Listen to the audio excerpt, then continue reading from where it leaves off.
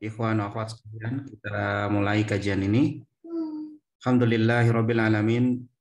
Allahumma shalli ala Muhammad wa ala ali Muhammad kama shallaita ala Ibrahim wa ala ali Ibrahim innaka Hamidum Majid. Amma ba'd. Ikhwan wa akhwat sekalian rahimakumullah. Kita bersyukur kepada Allah Subhanahu wa taala yang masih memberikan kesempatan umur kepada kita untuk menambah pahala dengan mengkaji suatu bidang ilmu, yaitu cara untuk menjadi orang tua yang baik, yaitu ya yang biasa kita sebut dengan parenting Islam, ya. Karena di Kitab Rumah Quran ini, ya, ilmu parenting yang kita ajarkan, yang kita sampaikan kepada antum sekalian adalah parenting yang berdasarkan kitab-kitab para ulama.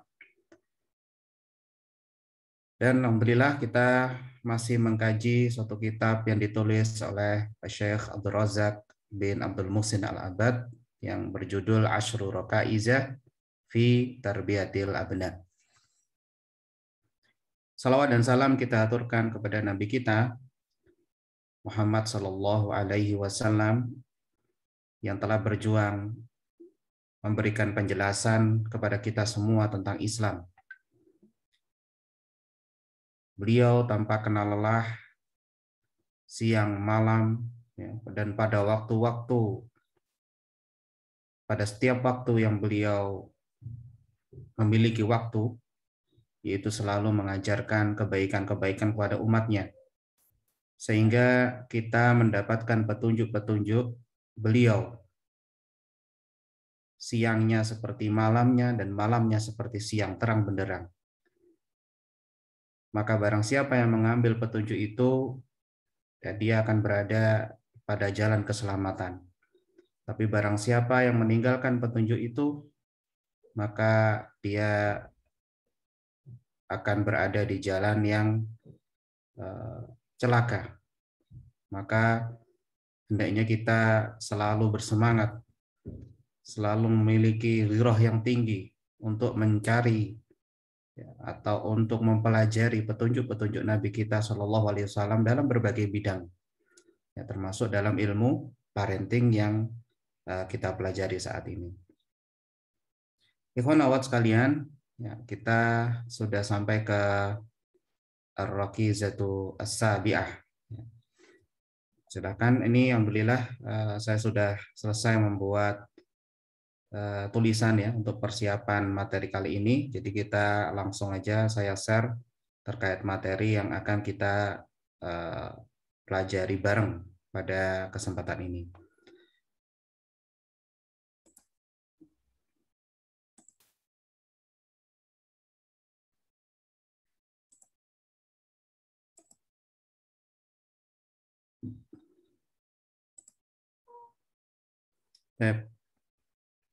Ini kita beri judul kajian pada hari ini, yaitu sayangi anakmu dan bersikaplah lembut kepadanya. Ini kita ambil dari judul yang disampaikan oleh Syekh Abdul Razak bin Abdul Muhsin Al-Abbad, yaitu Ar-Rifqu war-Rahmah.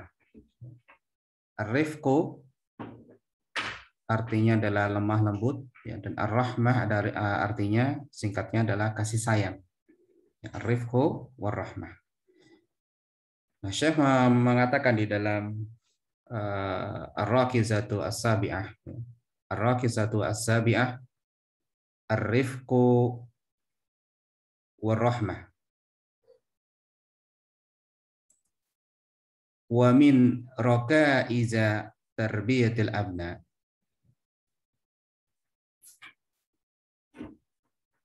Ar-rifqu wa lutfu bihim wa muamalatuhum birrahmati wal ihsan wal hazru minal ghilzati wal bu'du 'ani syiddati wal jafa.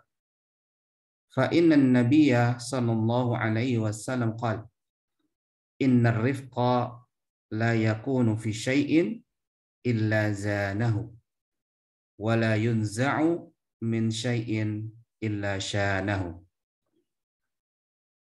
Kita terjemahkan ar-rakizatu as-sabi'ah, pilar yang ketujuh. Pilar yang ketujuh. Ar-rifqu war-rahmah. Ya, nanti kita terjemahkan, kita jelaskan apa arti ar-rifqu ar-rahmah. Untuk sekarang kita cukup pahami bahwa ar-rifqu adalah kelembutan, ya, sikap lemah lembut kepada anak. Ar-rahmah artinya sikap kasih sayang kepada anak. Wa min rakaiza tarbiyatul abna. Dan di antara pilar-pilar, ya, pendidikan anak, tarbiyah anak, ya, adalah ar-rifqu, yaitu kelembutan, wal lutfu, ini sama ya, ar-rifqu dan lutfu itu sama, yaitu kelembutan, bihim, kepada mereka. Wa muamalatuhum, dan muamalah atau bergaul dengan mereka dengan cara apa? Rahmah wal ihsan, dengan kasih sayang dan sikap baik, perbuatan baik. Wal hadru, ya, dan menghindari, mewaspadai atau menjauhi. Ya, wal bu'du di sini menjauhi, minal ghilzah, yaitu dari sikap keras. Jadi kita berusaha tidak melakukan sikap keras. Wal bu'du 'ani syiddah, sama ya, syiddah, jafa, ya, ini mirip, keras, kasar, ya. Kita akan selalu menjauhi dan menghindari sikap-sikap seperti itu. Kenapa? Fa innan nabiyya sallallahu alaihi wasallam, karena sesungguhnya nabi kita sallallahu alaihi wasallam bersabda, innar rifqa, sesungguhnya kelembutan itu, la yakunu fi syai'in, tidak terdapat pada sesuatu, illa zanahu, kecuali akan memperindah sesuatu itu. Wala yunza'u, dan tidak dicabut, min syai'in, dari sesuatu itu, illa syanahu, kecuali akan menjadikannya apa? Syana. Artinya apa? Jelek. Nah, di sini Nabi kita Shallallahu Alaihi Wasallam menganjurkan sikap lembut, sikap lemah lembut. Karena dengan kelembutan itu akan menjadikan sikap, ya, akan menjadikan sikap atau sesuatu yang kita lakukan dengan kelembutan itu akan menjadi baik. Tapi ketika kita bersikap kasar, keras, ya, maka hal itu akan membuat keruh suasana, akan membuat sesuatu yang kita sikapi dengan keras itu menjadi apa? Jelek. Nah, ini petunjuk Nabi kita sallallahu alaihi wasallam yang luar biasa. Baik, mari kita lanjutkan ke sarannya. Asy mengatakan ar-rakizatu as-sabi'ah. Nah, di sini kita perlu murojaah dulu, yang mengingat-ingat kembali apa yang telah kita pelajari sebelumnya. Ar-rakizatu al-ula, yang pertama, yaitu ikhtiyaru zaujatis salihah. Yaitu apa? Memilih istri yang soleh. Kita sambil murojaah ya, agar kita nggak lupa. Yang kedua adalah ghorsul aqidati wal iman, yaitu menanam akidah dan keimanan kepada anak-anak kita. Yang ketiga, kasratud doa, kita banyak-banyak mendoakan anak kita. Kemudian yang keempat, tahsinu bil azkar, yaitu menjaga anak kita dengan zikir. Ya. Kita jaga dengan uang, kita jaga dengan hand sanitizer, kita jaga dengan mungkin kalau ada vaksin ya, kita jaga dengan segala macam masker, segala macam. Itu tidak akan ada artinya kalau tidak kita lakukan di zikir. Justru dengan zikir itulah senjata kita yang paling kuat untuk menjaga anak-anak kita. At-tahsinu bil azkar. Ikhtiyarul asma'it thayyibah, yaitu apa? Memilih nama-nama yang baik untuk anak kita. Dan yang keenam yang bahkan kemarin adalah al-adlu bainal abna. Berarti apa? Adil dengan di antara para anak-anak kita. Nah, sekarang kita masuk ke pembahasan tentang ar-rifqu warahmah. Apa sih kata ar-rifqu itu? Artinya apa? Ar-rifqu, ikhwan wa sekalian, berasal dari kata rafaqa yarfuku. Ya. Kalau kita katakan yarfuku alaihim, maka artinya yu'amiluhum mu'amalatan hasanatan fi hariqatun wa lutfun. Artinya apa? Kita bermuamalah atau memperlakukan mereka, ya, yarfuku alaihim, artinya kita memperlakukan mereka dengan muamalah yang baik. Ya, di sana di dalam muamalah itu, pergaulan itu apa? Ada riqqah, kelembutan. Lutfun sama kelembutan. Jadi kita kalau kita sebut ar-rifqu, ya, itu artinya apa? Kita bermuamalah dengan kelembutan. Kalau kita katakan amalahu birifqin, ya, artinya apa? Bil lutfin birqah. Jadi maksudnya di sini ar-rifqu adalah kita memperlakukan anak, ya, dengan apa? Dengan kelembutan. Ya. Apa maksudnya kelembutan itu seperti apa? Nah, nanti akan kita jelaskan pada bagian berikutnya. Kemudian ar-rifqu war-rahmah. Di sana ada kata-kata ar-rahmah. Apa sih rahmah itu? Ar-rahmah berasal dari kata rahima yarhamu rahmatan atau rahman. Kalau kita mengatakan dalam bahasa Arab, ya, rahima yatiman, artinya ta raqalahu wa atafa alaih. Yaitu bersikap lembut kepadanya, ya, atau wa atafa alaih, dan sikap, ya, bersikap lembut kepada anak yatim tersebut. Ya, sebagaimana dalam hadis irhamu man fil ardi yarhamukum man fis sama. Kasihilah apa yang ada di bumi, ya, maka yang ada di langit akan mengasihi kamu. Artinya apa? Bersikap baiklah, bersikap lembutlah kalian kepada apa yang ada di bumi, maka yang ada di langit, yaitu malaikat Allah Subhanahu wa taala, akan merahmati kalian. Nah, di sini kita singkat adalah makna ar-rahmah, ya, artinya adalah simpati, ya, kasihan, penuh dengan maghfirah, ampunan. Nah, ini berarti kita memperlakukan anak-anak, ya, dengan seperti ini. Yang pertama dengan kelembutan, dan yang kedua kita luaskan maaf kita. Kita simpati kepada mereka dan dalam apa? Hati yang kasihan dengan mereka. Maaf kenapa? Karena anak-anak itu, ikhwan akhwat sekalian, kenapa kok Allah Subhanahu wa taala Rasulullah Shallallahu alaihi wasallam memerintahkan, ya, kita untuk mengajari anak kita sholat bukan pada tahap awal, bukan pada usia TK, gitu ya. Kemudian kenapa kok syariat Islam itu, ya, baru disebutkan ketika orang anak-anak ini balik, baru dia mendapatkan dosa? Apa rahasianya? Karena masa anak-anak adalah masa-masa mereka belajar dari kesalahan. Seandainya Islam, ya, bukan dari Allah Subhanahu wa taala, maka sudah sejak kecil mereka dianggap berdosa. Nah, ini luar biasanya Islam, ya.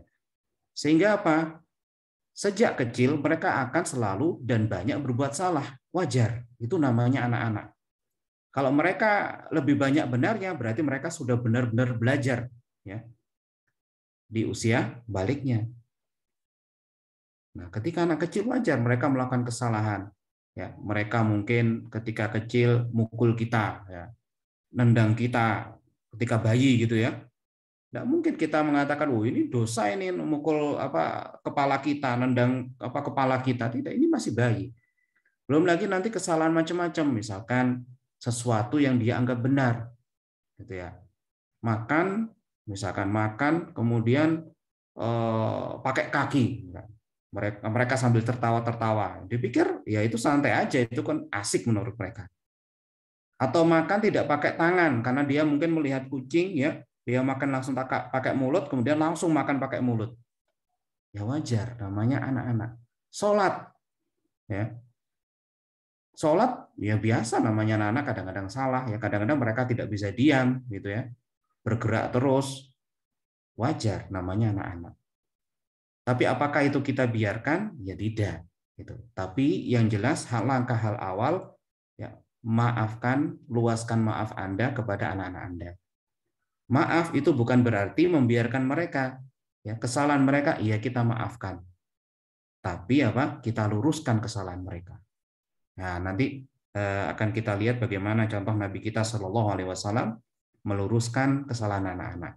Jadi apa yang kita pelajari sekarang itu seimbang, karena kalau kita mempelajari hanya ar-rifqu ar-rahmah saja, maka bisa jadi kita akan memanjakan anak-anak. Ya, kita menganggap malah masih anak-anak aja, biarkan aja, ya penuh dengan maaf, akhirnya memanjakan mereka, dan ini tidak tepat. Gitu. Nah, nanti kita akan pelajari. Kemudian Asy-Syaikh mengatakan wa min raqaiza tarbiyatil abna ar-rifqu wal lutfu bihim wa muamalatuhum birrahmah wal ihsan wal hadru minal ghilzah wal bu'du 'anil syiddah wal jafa. Apa sih makna ihsan? Karena disebut ihsan, ya. Kalau disebut ihsan dalam konteks ucapan Asy-Syaikh, ya, ucapan Asy-Syaikh Abdul Razak bin Abdul Muhsin Al-Abbad, ini bukan ihsan sebagaimana hadis Jibril. Di mana hadis Jibril, hadis Arba'in Nawawi dijelaskan bahwa makna al-ihsan adalah an ta'budallah ka'annaka tarahu. Fa in lam takun tarahu fa innahu yaraka. Bukan yang dimaksud ihsan itu adalah Anda menyembah Allah seakan-akan Anda melihatnya, bukan. Fa in lam takun tarahu fa innahu yaraka. Kalau seandainya Anda tidak melihat dan memang Anda tidak bisa melihat, ya, maka ketahuilah bahwa Allah Subhanahu wa taala melihat Anda. Ya, yang dimaksud ihsan oleh Syekh bukan itu. Tapi ihsan di sini dimaksud adalah ahsana syakhsu, misalkan ya, fi'lun ma huwa hasanun. Ya, yaitu suatu perbuatan asyakhs ahsana syakhsu ini adalah seseorang yang melakukan perbuatan ahsan. Apa maksudnya? Yaitu fi'lun, perbuatan ma huwa hasanun. Yaitu perbuatan baik. Diddu asa, lawan dari perbuatan jelek. Berarti yang dimaksud di sini ihsan, ya. Wa muamalatuhum birrahmah wal ihsan, artinya apa? Bergaul dengan anak-anak dengan kasih sayang dan baik. Terus ghilzah, ya, secara singkat, ghilzah di sini adalah sikap keras, ya, lawan dari kata apa? Ar-rifqu, keras, kasar, ya. Jafa, ya, sama, ya. Jafa ini adalah lawan dari kata baik, ya. Bahasa kita mungkin kasar, ya. Ini jafa. Nah, di sini berarti kita mengetahui bahwa kita harus menjauhi lawan dari apa? Ar-rifqu dan rahmah dalam bergaul dengan anak-anak kita. Oh, kan karakter saya memang kasar. Iya, tapi ini petunjuk Nabi, ya. Silakan Anda memilih antara terus melakukan karakter Anda atau mengikuti petunjuk Nabi. Ya, ketika Anda mengikuti petunjuk Nabi, maka pahala yang Anda dapat. Sekarang tinggal Anda pilih, mengikuti karakter alami Anda atau berusaha untuk mengikuti petunjuk Nabi. Pilihan di depan Anda. Kalau saya seandainya kata dikasih pilihan seperti ini, maka saya akan berusaha memerangi karakter saya, ya, yang mungkin keras gitu, ya, kasar gitu. Berusaha untuk merubahnya menjadi sikap lembut dan kasih sayang. Dan ini butuh perjuangan, ya, butuh perjuangan bagi orang-orang yang memang sifat alaminya atau mungkin dulu dididik orang tuanya dengan keras dan kasar. Ya, karena pendidikan masa kecil itu biasanya membekas, ikhwan akhwat sekalian. Ketika kita dididik dengan didikan kasar dan keras, ada kecenderungan yang kita akan mendidik anak kita dengan metode yang sama. Tapi tidak semua. Kadang-kadang ada yang dia merasa, wah, pendidikan orang tua saya dulu terlalu keras, kasar. Akhirnya bertolak belakang, terlalu memanjakan anak. Itu ada. Ya, karena dia merasa bahwa dulunya dia pendidikannya tidak tepat. Nah, sekarang total. Akhirnya apa? Anak-anak dimanjakan. Nah, ini sesuatu yang timpang antara kanan dan kiri. Sedangkan kita yang paling baik, ya, sebagaimana dianjurkan oleh agama Islam adalah tawassut, pertengahan, tidak menyimpang ke kanan dan tidak berlebihan ke kiri. Jadi pertengahan. Nah, di pilar ini, ikhwan wa akhwat sekalian, ya, saya menjelaskan yang pertama tentang pentingnya sikap lembut kepada anak. Ya, nanti akan dijelaskan oleh beliau kenapa sih kok kita harus bersikap lembut kepada anak. Kemudian yang kedua, beliau juga akan menjelaskan bahaya ketika kita bersikap kasar kepada anak. Kemudian yang ketiga, beliau akan menyampaikan di bagian akhir di bab ini, yaitu hadis-hadis tentang contoh-contoh bagaimana sikap Nabi kita Shallallahu Alaihi Wasallam kepada anak-anak, yang menunjukkan apa? Menunjukkan kelembutan dan kasih sayang beliau.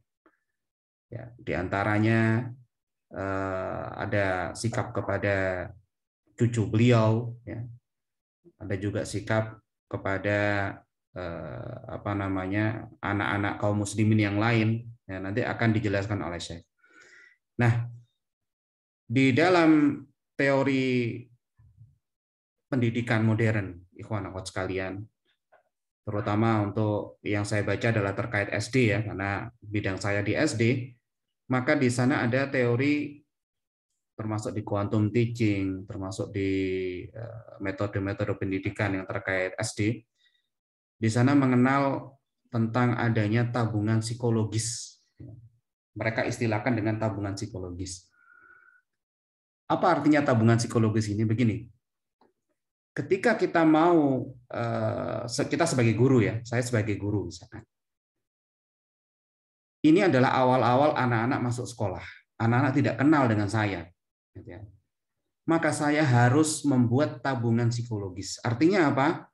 Saya harus membuat saya ini diterima oleh anak-anak. Saya harus membuat diri saya, ya, diterima dengan anak-anak dengan apa? Dengan mendekati mereka, berbuat baik dengan mereka, ya, lembut dengan mereka. Ini namanya tabungan psikologis. Apa artinya? Ketika mereka sudah cocok dengan saya, mereka sudah akrab dengan saya, ya, senang dengan saya, maka nanti, ya, ketika saya marah, ya, marah kenapa? Karena mungkin mereka berbuat jelek, mereka tidak akan membenci saya. Karena tahu bahwa saya ketika marah benar-benar untuk kebaikan mereka. Ini namanya tabungan psikologis. Begitu juga ketika saya menyuruh, gitu ya. Namanya guru kan pasti kita, anak-anak tulis ya, gitu. Kita sambil bercanda segala macam. Anak-anak sudah tahu, oh karakternya Ustadz ini kayak begini, begini, begini. Udah tahu, udah paham. Kenapa? Karena kita sudah membuat tabungan psikologis di awal. Gitu. Nah, istilah lain juga apa? Raihlah hati mereka, engkau akan mendapatkan ketaatan mereka. Nah, ini konsep yang kita terapkan di Kota Rumah Quran. Dan inilah Nabi kita Shallallahu Alaihi Wasallam, ya, ketika mendidik anak-anak di zaman sahabat. Sikap beliau kepada anak-anak itu sangat-sangat luar biasa. Kalau Rasulullah SAW bermain dengan anak-anak, mungkin kita tidak menyangka kalau beliau ini adalah seorang nabi, gitu ya. Beliau berlari-lari bersama anak-anak, gitu ya. Kemudian bercanda dengan anak-anak, ya seperti selaku anak gitu. Kemudian pernah suatu ketika beliau bermain binatang-binatangan, gitu ya. Beliau mungkin merangkak, terus kemudian diikuti anak-anak yang lain. Allah Akbar, ini seorang presiden, ikhwan akhwat sekalian, bahkan seorang nabi yang paling mulia, mencontohkan akhlak yang luar biasa kepada anak. Nah, kita yang mungkin yang nggak ada apa-apanya dibanding Nabi Muhammad SAW, jaim kepada anak, ini adalah sesuatu yang tidak bagus. Maka kalau kita bermain dengan anak-anak, ya sudah seperti anak-anak. Bahkan bahasa kita gitu ya, kita ngikutin anak-anak.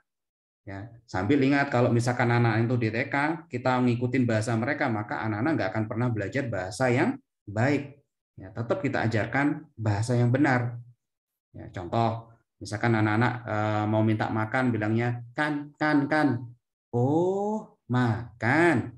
Ya, bentar ya. Nah, itu adalah mengajarkan anak-anak bahasa gitu ya. Mereka hanya mengatakan kan, kita ulangi, oh makan. Itu sudah mengajarkan mereka bahasa.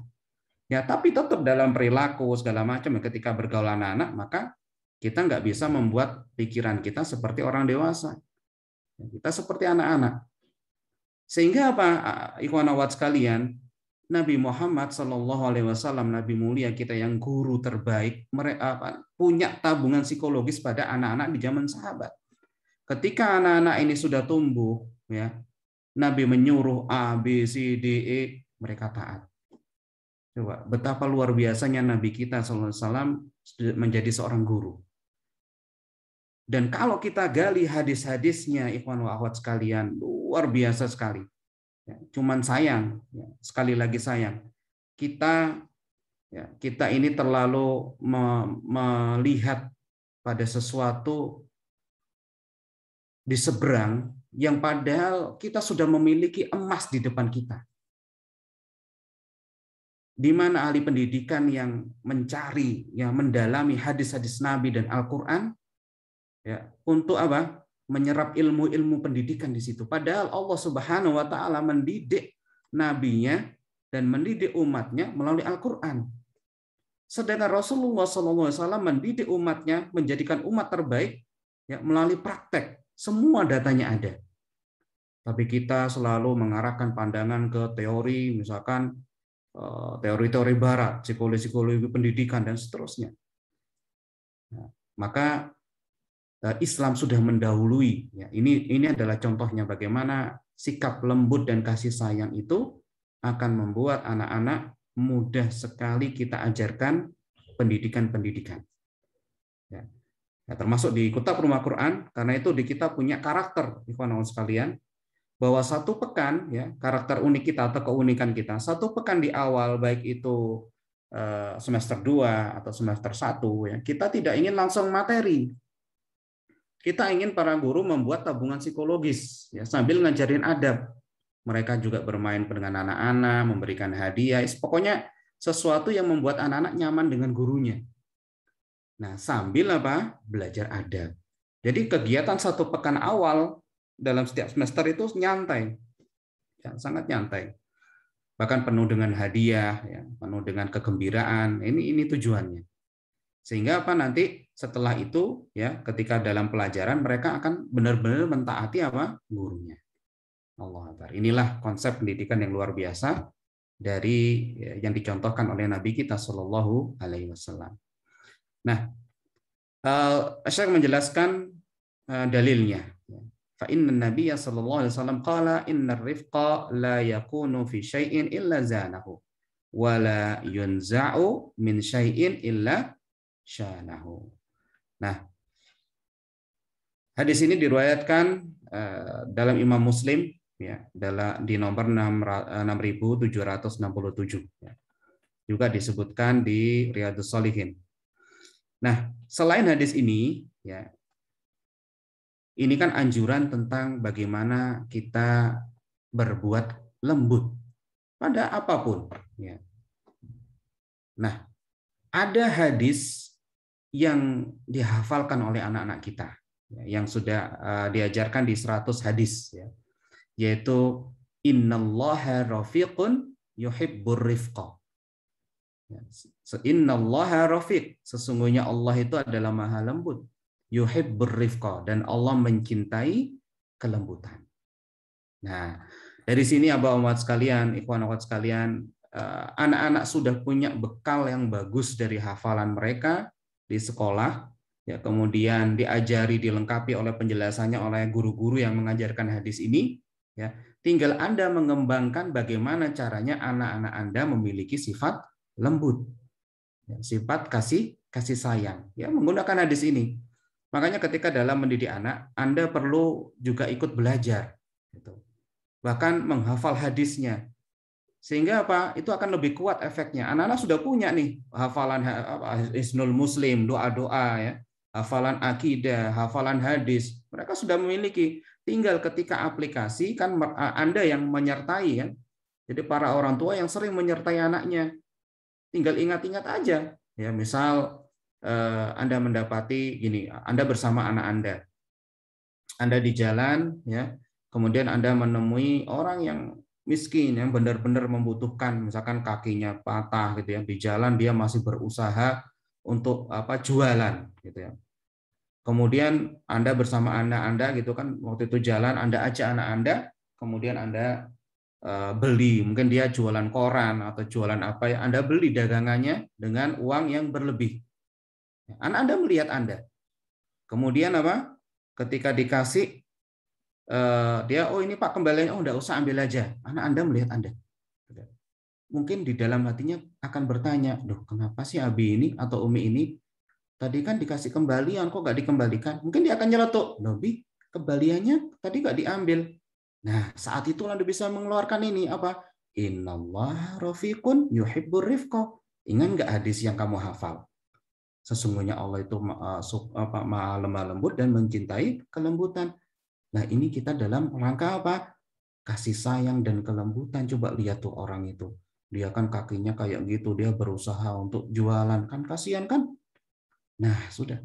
Berarti dia langsung nancep ya pikirannya bahwa oh ternyata yang dimaksud hadis innallaha rafiqun yuhibbur rifqa itu ini toh. Bukankah luar biasa ya Abah umat sekalian, kalau misalkan kita bisa sinergis. Karena itu kita wajibkan Anda ya untuk ikut kajian, baik itu akidah, baik itu bahasa Arab ya, maupun parenting ini ya, hadis ya. Dengan harapan kayak tadi. Karena yang kita harapkan itu sebenarnya bukan apa-apa kecuali apa, anak Anda menjadi generasi yang lebih baik dan lebih hebat daripada kita-kita ini gitu, para orang tua yang sudah menjalani masa-masa dulu. Nah, semoga Allah Subhanahu wa taala menjadikan anak-anak kita ya generasi yang lebih hebat daripada kita dengan pondasi-pondasi yang telah kita tanamkan di Kitab Rumah Quran ini. Nah, sekarang apa makna zanahu dan syanahu? Ya, mungkin kita perjelas apa sih artinya syanahu ya, dan zanahu. Di sini ada Syekh Dr. Musa Syahin yang menjelaskan dalam kitab Fathul Mun'im, yang beliau mengatakan yuqalu zanahu yazinuhu zainan jammalahu wa hassanahu. Jadi ketika Rasulullah Shallallahu alaihi wasallam bersabda di sini ya, innar rifqa la yakunu fi syai'in illa zanahu. Artinya apa? Menjadikannya indah, jammalahu wa hassanahu, dan menjadikannya baik. Untuk mudah memahami, saya berikan contoh. Contoh yang sederhana. Misal kita melakukan suatu pekerjaan. Coba Anda bandingkan ketika suatu pekerjaan, misalkan membuat meja. Anda benar-benar menikmati, merasakan ya, dan membuatnya dengan penuh dengan kelembutan perasaan, dengan melakukan atau membuat meja itu dengan penuh kekerasan dan kasar. Apakah hasilnya sama? Tidak. Ini contoh ketika kita membuat meja. Nah, apalagi ketika kita memperlakukan apa? Orang lain. Dan ini sudah diterapkan oleh Nabi kita Shallallahu Alaihi Wasallam bahwa Nabi kita adalah orang yang paling lembut dengan para sahabatnya. Betapa sering ya Aba umat rahimakumullah wa ikhwan akhwat sekalian rahimakumullah, Rasulullah Shallallahu Alaihi Wasallam disakiti hatta oleh orang-orang Badui, misalkan meminta sesuatu kemudian menarik bajunya sampai menyakiti beliau, ya itu sering sekali. Bahkan apalagi di masa-masa awal ya, ketika dakwah beliau disakiti hatinya, disakiti apa, beliau tetap sabar dan lembut, sehingga apa, menjadikan orang-orang kafir Quraisy yang tadinya mereka menentang semuanya, menentang Nabi kita SAW semuanya, akhirnya apa, dalam Fathu Mekah mereka menyatakan keislamannya. Kelembutan Nabi kita SAW menjadikan apa, baik kaum Quraisy. Allah Akbar. Kemudian apa, saya Dr. Musa Syahin menjelaskan tentang apa sih makna syanahu. Wa yuqalu syanahu yashinuhu syainan, yaitu syawahu wa abahu wa syain al-aib wal qubh. Artinya apa? Syanahu itu menjadikan sesuatu yang kita berlaku keras pada sesuatu itu akan menjadi sesuatu yang buruk. Ya. Nah, makanya ini adalah anjuran untuk kita berlaku apa? Lemah lembut kepada sesuatu atau lemah lembut kepada orang.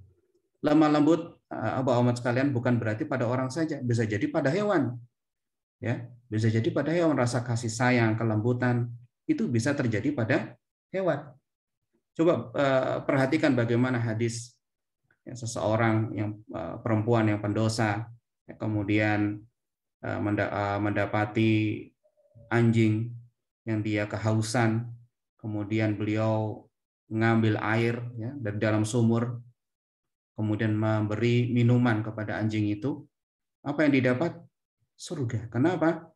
Karena dia memiliki sifat lembut dan kasih sayang pada apa? Hewan. Hewannya anjing lagi. Ya, kalau hewannya kucing, mungkin kita ya kucing. Ini anjing. Dimana kalau kita kena najis, ya, kita cuci dan dia termasuk najis yang mughaladzah, yang besar. Tapi dengan itu ternyata Allah Subhanahu wa taala memaafkan ya kesalahan si pendosa ini sehingga menjadikan dia penduduk surga. Dengan sebab apa? Kelembutan kepada hewan. Dan dari sini bisa kita ambil faedah juga, ikhwan akhwat sekalian, bahwa salah satu cara untuk mendidik kelembutan kepada anak-anak yaitu dengan cara memelihara hewan. Memelihara hewan. Kenapa? Dari memelihara hewan ini anak-anak akan belajar. Tapi tentunya kita harus tetap memandu ya, karena nggak mungkin kalau kita biarkan aja ya mereka akan malah menyakiti hewan. Misal anak-anak senang kucing, ya, dia melihat kucing, udah dikasih kucing aja nggak kita ajarin, ya sudah, akhirnya kucing dilempar-lempar ya, kemudian di kayak boneka ya, karena kita tidak ada di situ untuk ngajarin. Terus bagaimana? Ya, kalau misalkan ada kucing, dia mau melempar kucing, kita cegah. Bukan gitu caranya sayang dengan kucing. Gini loh. Nah, kita ajarin. Kemudian kita ajarin ngasih makan. Yuk kita bikin makanannya kucing. Gini caranya.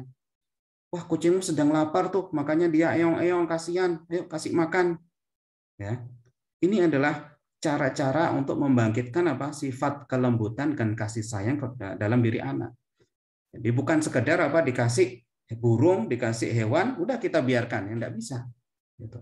Justru yang paling kuat adalah orang tua yang ngajarin, memandu mereka tentang bagaimana bersikap baik pada hewan. Nah, kalau pada hewan saja mereka sudah memiliki kelembutan kasih sayang, ya apalagi pada manusia. Ya, ini kalau pada hewan dia sudah kasar, ya kemudian pada manusia, ya mestinya ketika dia berbuat baik, ya belum tentu itu sifat aslinya. Gitu. Lalu pada hewan aja kasar kan gitu. Tapi kalau pada hewan lembut, kemudian pada manusia mungkin dia kelihatan kasar, mungkin hatinya yang diungkapkan nggak seperti dalam hatinya, hatinya mungkin lembut. Demikian karena berhadapan dengan manusia kan masih bisa kita reko-reko gitu ya, kita buat seakan-akan lembut. Ya kan ini manusia. Tapi kalau pada hewan ya muncul ke aslinya. Gitu. Jadi ini faedah bagaimana hadis ini bisa kita pahami. Kita lanjutkan. Asy-Syaikh mengatakan pada pembahasan berikutnya, wa hadhihi rahmatu warifqu yajibu an tabda'a ma'al auladi mundu dzikharihim wa nu'umati azfarihim wa tamdi wa tastamirru ma'ahum fa innaha sababun liqurbil abna'i min abaihim wa mahabbatihim lahum wa ma'a wujudi hadzal qurb wa hadhihi al mahabbah yashulu tawjihal abna'i lil khair wa tatayassarun nasihatu lahum wa kada istijabatuhum wa qabuluhum laha. Nah, di sini saya menjelaskan yang pertama wa hadhihi ar-rahmah warifqu, dan sikap kasih sayang, rahmah dan rifqu dan kelembutan ini yajibu wajib anta beda'a untuk Anda mulai ma'al aulad Anda perlakukan anak-anak Anda dengan apa kasih sayang dan lembut ini, wajib Anda mulai bersama anak-anak mundu sejak apa sigharihim, sejak kecil mereka, wa nu'umati adfarihim, dan ketika jari apa kuku-kuku mereka itu masih lunak. Apa artinya? Yaitu ketika masih bayi. Jadi kita bisa bersikap lembut kepada anak-anak kita sejak anak kita masih bayi. Bahkan dalam penemuan modern, mungkin Anda bisa searching di internet itu ya, masalah bonding, BONDING. Ilmu psikologis mengenal namanya bonding, ya, ikatan batin antara orang tua dan anak. Ini bisa dimulai sejak dalam kandungan. Bagaimana sikap lembut kita kepada anak, ngajak bicara, ya. Itu ikatan kejiwaan yang penuh dengan kelembutan sehingga bermanfaat untuk anak-anak. Nah, kalau saya di sini menjelaskan bahkan kelembutan itu, sikap muamalah dengan lembut pada anak-anak bisa kita mulai dan wajib kita mulai sejak mereka apa? Kecil. Wa tamdi wa tastamirru ma'hum. Dan ini akan terus berlangsung ya bersama mereka sampai kapanpun mereka ada. Jadi sifat lembut dan kasih sayang harus tetap kita berikan. Kapan mulai dan berakhirnya sikap kasih sayang? Ya, tadi yaitu sejak bayi ya sampai seumur hidup mereka. Terus bagaimana contoh sikap kasih sayang dan kelembutan kepada anak-anak? Ini saya ringkaskan ya termasuk dari kitab beliau ini dan kitab dari Syekh Muhammad Suwaid, Muhammad Nur Hafiz Suwaid, yaitu tentang pendidikan anak juga. Ini saya ringkas di sini. Yang pertama, contohnya yaitu dengan mencium dengan ciuman kasih sayang. Kalau dalam konteks Arab itu biasanya mereka mencium kening. Ya, mencium kening itu adalah menunjukkan kasih sayang pada orang lain, entah itu pada orang tua atau anak ya. Itu dengan mencium kening. Nah, kalau kita ya mungkin sesuai dengan adat kita, bagaimana mencium dengan ciuman kasih sayang. Ya, mungkin ubun-ubunnya dicium gitu ya kalau orang Jawa. Terus nggak enak mencium, bisa jadi mengusap. Ya, ngelus usapan apa namanya bagian kepalanya gitu. Masya Allah nak ya sambil kepala rambut bagian atas kita halus, itu menunjukkan kasih sayang. Punggungnya ya, atau kita gandeng atau kita gendong di bahu kita ya, itu menunjukkan kasih sayang. Kemudian lapang dada dengan sebagian besar kesalahannya. Ya, kenapa sebut sebagian besar? Karena kadang-kadang kita, oh ya anak ini ya memang nggak bisa, belum bisa, makanya salah nggak apa-apa gitu. Kadang-kadang seperti itu. Tapi terkadang kita harus segera meluruskan karena anak ini sebenarnya dia melakukan kesalahan karena nggak tahu, maka kita beritahu. Nah, ini ada kesalahan yang harus kita segera luruskan dan ada kesalahan yang kita harus lapang dada.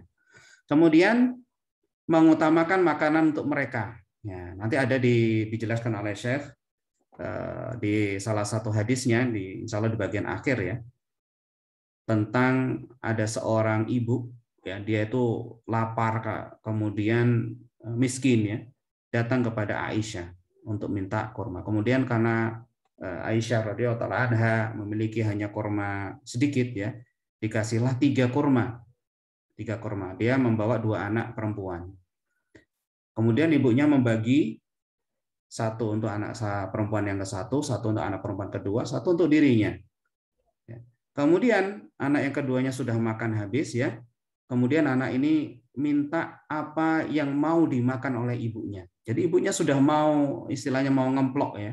Dalam keadaan lapar, mau makan, kemudian lihat anaknya kok pingin. Akhirnya nggak jadi makan, dibagi 2 kurmanya, dikasihkan ke anak-anak mereka. Ibunya tetap lapar ya. Anaknya terpenuhi. Masya Allah. Ya, ini adalah salah satu bentuk kasih sayang. Terus bagaimana kita? Ya sama ya, kita mungkin kadang-kadang kita bawa makanan gitu ya, makanan enak dari kantor atau mungkin dari mana ya, itu di rumah. Ya, maka kita bagi, gitu. Kita bagi untuk anak-anak, untuk kita. Mungkin mereka akan, aku pengen itu. Oh ya sudah, nggak apa-apa. Nih, misalkan. Ini adalah bentuk apa? Kelembutan kepada anak-anak dan ngajarin mereka apa? Kelembutan. Ingat ini kita dalam rangka tabungan psikologis. Ya. Karena dengan sikap lembut dan kasih sayang pada anak-anak, insya Allah kita akan mudah menasihati mereka dan mengarahkan mereka. Kemudian memendekkan sholat, ya, atau pekerjaan ketika anak menangis. Dan ini perlu dilihat ya. Misalkan memendekkan sholat, Nabi SAW pernah melakukan sholat, kemudian beliau SAW mendengar ada bayi yang menangis, ya. Beliau menyingkat sholatnya, mempercepat sholatnya dengan harapan apa? Anaknya bisa tenang, gitu. Ini memendekkan sholat. Tapi ada tipe anak-anak yang memang harus kita ajarkan untuk disiplin. Ya, artinya gini, terkadang ada anak yang goda, gitu. Ada anak goda. Dia mungkin melihat ibunya melakukan sesuatu, dia nangis, kita didekati, diam.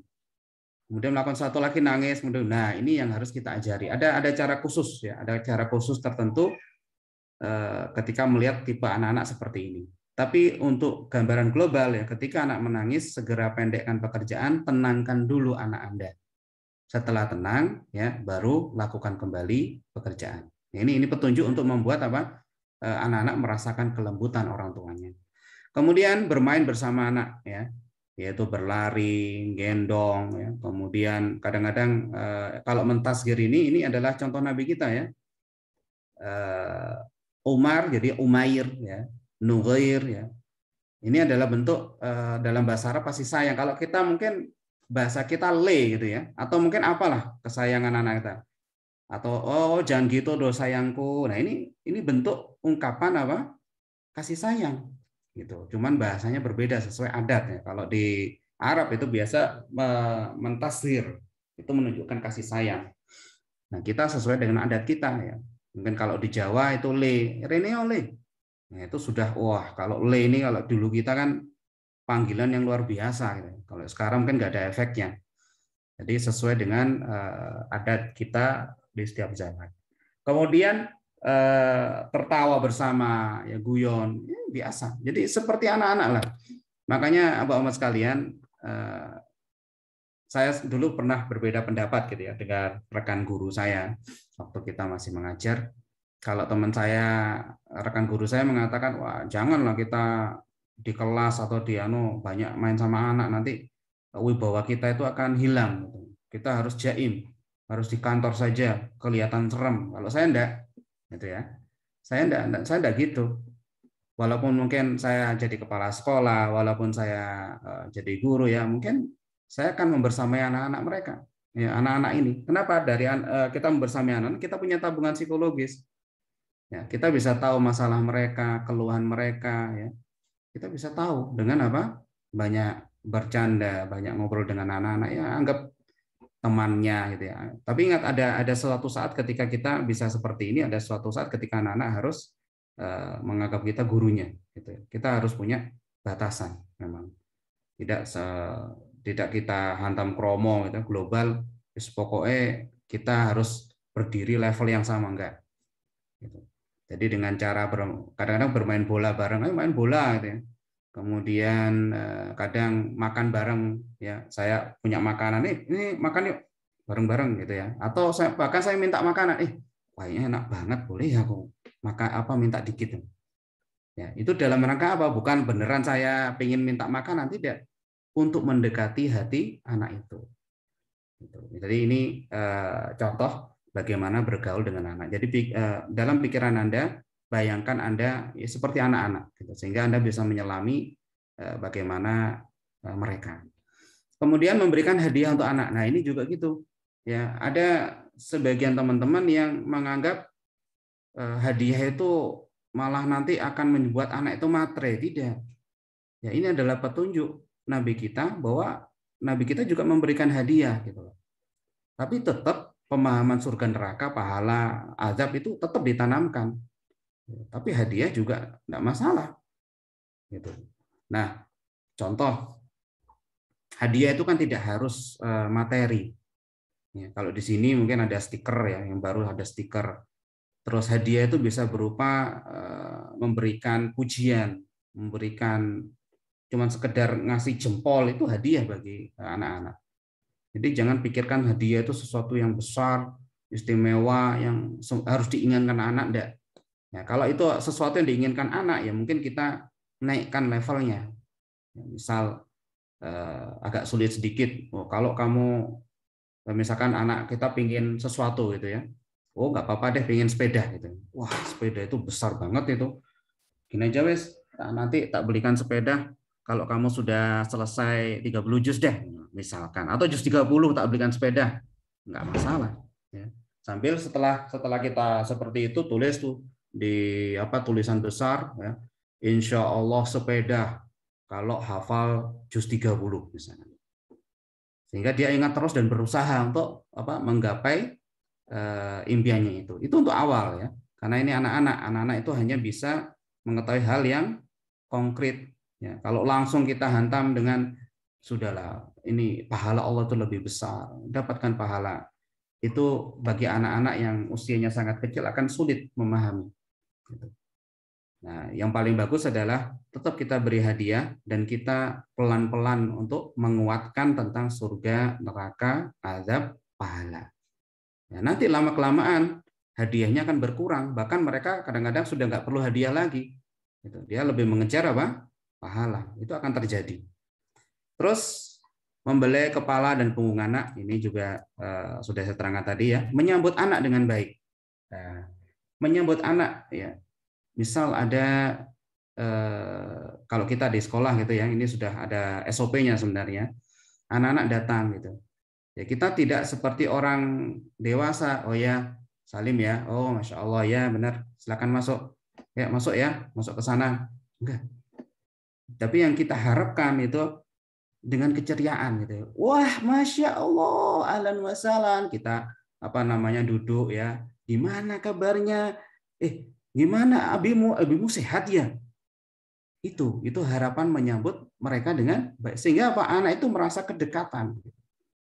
Tapi ya intinya ini semua kembali ke pembawaan karakter ya. Dan kita di sekolah di Kota Perumahan masih berusaha untuk guru-guru agar seperti itu. Tapi ada beberapa yang sudah bisa seperti itu, ada yang belum. Tapi yang kita harapkan memang menyambut anak itu dengan cara seperti itu, sehingga anak-anak itu benar-benar merasa bahwa ini bukan sekedar sekolah gitu, tapi sesuatu yang dia sangat rindukan. Karena dia datang, disambut dengan gembira, disambut dengan senang. Nah, demikian.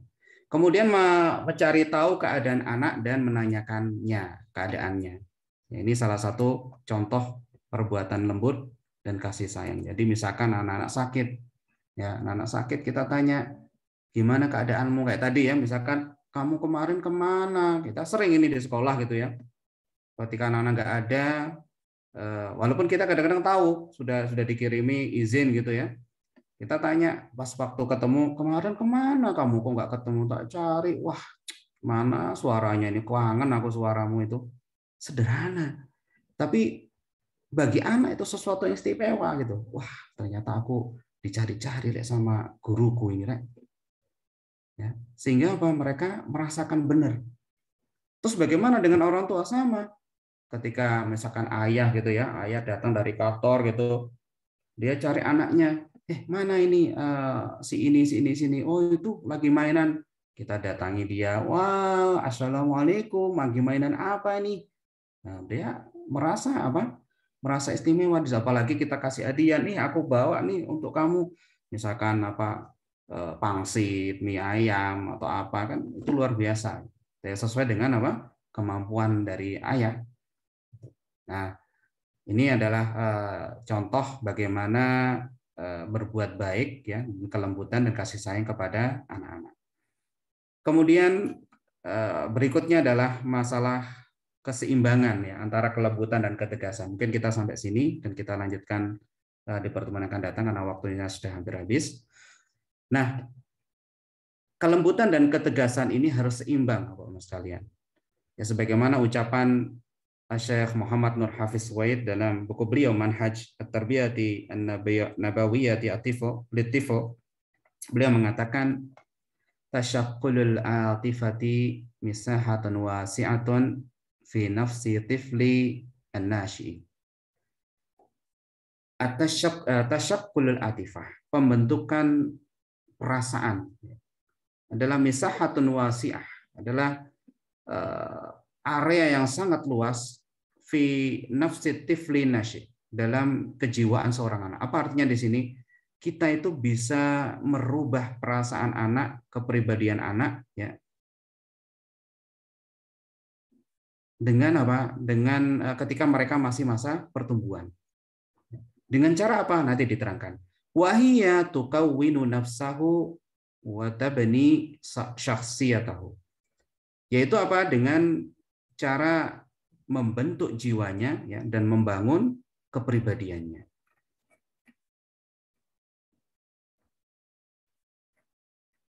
Fa'in akhadaha bisyakli mutawazin. Nah, ketika kita membentuk kejiwaan, ya, kita membentuk kepribadiannya, ya, kita mendidik perasaannya, maka ini harus dilakukan dengan seimbang. Supaya apa? Dia akan menjadi sosok yang seimbang. Fa'in akhadaha bisyakli mutawazin. Kalau dia mengambilnya, akhadaha bisyakli mutawazin, dalam keadaan seimbang, kana insanan sawiyan, maka dia akan menjadi manusia yang seimbang fi mustaqbali, di masa depan, wa fi hayatihi kullih, dan pada seluruh kehidupannya. Seimbang maksudnya apa? Kalau kita berlebih maka efeknya jelek, kalau kita kurang juga efeknya jelek. Terutama kelembutan ini, ya, kelembutan kasih sayang. Kalau kita terlalu berlebih lembut dan kasih sayang, maka akan jelek. Ya. Kalau kita terlalu keras dan kasar juga akan jelek. Kita harus seimbang antara tegas, ya, dan lembut. Wa in akhadaha bi ghairi dzalik, kalau seandainya anak ini mengambil pendidikan atau pendidikan perasaannya, kejiwaan, kepribadiannya tidak seimbang, sawaun biziyadah, baik itu dengan berlebih au nuqsan atau kurang, ya, maka tasyakkalat ladaihi iqdun la tuhmadu uqbaha, maka akan terbentuk suatu ikatan yang hasilnya itu enggak baik, ya, karena dia dididik dengan pendidikan yang tidak seimbang. Sehingga apa? Perasaannya akan terikat dengan pendidikan yang tidak seimbang itu. Kalau kita didik dengan terlalu banyak lembut, gitu ya, berarti kan kurang tegas. Maka yang terjadi, anak kita akan apa? Di sini tulis la yuqawwimu bitakalifil hayah bijiddi wa nasyad. Maka dia tidak akan bisa menuntaskan atau melakukan tanggungan-tanggungan kehidupan dengan apa? Semangat dan rajin. Artinya apa? Dia anak manja. Dikasih suruh nyapu, dia enggak bisa. Karena apa? Kita terlalu lembut bagi dia. Oh ya kasihan, dah saya Abi aja yang nyapu deh. Umi aja yang nyapu misalnya. Oh kasihan, kora-kora biarkan ini aja, Abi dan Umi aja, kamu enggak usah kora-kora selamanya misalnya. Tidak, tetap kita harus seimbang antara tegas, ngasih dia tugas untuk belajar, ya, dan kita lakukan sendiri. Jadi kasih sayang di sini bukan berarti memanjakan. Namun berikutnya, kalau seandainya nuqsanuha wa yaj'aluhu insanan qasiyan, kalau kita kurang, ya, dalam hal kelembutan, kasih sayang, berarti kan kita terlalu tegas dan terlalu keras. Ya, maka dia akan jadi insanan qasiyan anifan ala kulli min hauliha. Dia akan menjadi anak yang kasar, keras, ya, pada setiap keadaannya. Jadi perhatikan keseimbangan ini. Ya, kita harus mendidik anak-anak kita dengan apa? Seimbang. Baik itu ketegasan, kelembutan, atau kita sayang pada anak-anak kita, ya, atau memberikan tugas kepada mereka. Jadi perhatikan keseimbangan ini. Jangan terlalu kasar, tegas, ya, sehingga apa? Anak-anak melakukan sesuatu yang di luar kemampuan dia. Jangan juga terlalu lembek, ya, sehingga membiarkan kesalahan dia, membebaskan dia, nggak ngasih tugas, gitu ya, karena kasihan. Tidak. Dia juga harus belajar untuk menyelesaikan tugas-tugas yang dia bisa melakukan. Nah, ini yang mungkin bisa saya sampaikan. Jadi kesimpulannya bahwa sekalian, bahwa ar-rifqu ar-rahmah, ya, kelembutan dan kasih sayang itu adalah petunjuk dari Nabi kita Shallallahu Alaihi Wasallam yang akan bermanfaat untuk kita dalam hal apa? Untuk mempermudah kita mengajarkan anak-anak kita kebaikan. Ya. Nasihat kita ketika kita sudah melakukan tabungan kebaikan ini, tabungan psikologis, maka akan mudah diterima oleh anak-anak kita. Tapi kalau kita tidak melakukan tabungan psikologis ini, ya, berupa kelembutan, kasih sayang, ya, maka nasihat kita nggak akan mudah diterima. Dan ini sudah kita terapkan di Kutab Rumah Quran, ya, baik itu di tingkat TAU dan SDTA. Dan berikutnya adalah antara ketegasan, ya, kelembutan dan kasih sayang ini harus kita lakukan dengan porsi yang seimbang, sesuai kadarnya, tidak berlebih dan tidak kurang. Kalau berlebih maka akan menjadikan anak-anak kita adalah anak-anak yang manja, yang dia tidak bisa melakukan tugas-tugas sendiri. Kalau kita terlalu kurang, ya, maka dia akan menjadi anak yang keras dan kasar. Semoga Allah Subhanahu wa taala melindungi kita dari sikap berlebih-lebihan atau mengurang-urangi, ya, dalam hal bagaimana memperlakukan anak-anak kita dengan lembut dan kasih sayang. Demikian yang bisa saya sampaikan. Insyaallah akan kita lanjutkan pada pekan depan. Allahumma sholli ala Muhammad wa ala ali Muhammad. Akhiru da'wana alhamdulillahirabbil alamin. Subhanakallahumma wa bihamdika asyhadu an la ilaha illa anta astaghfiruka wa atubu ilaik. Assalamualaikum warahmatullahi wabarakatuh.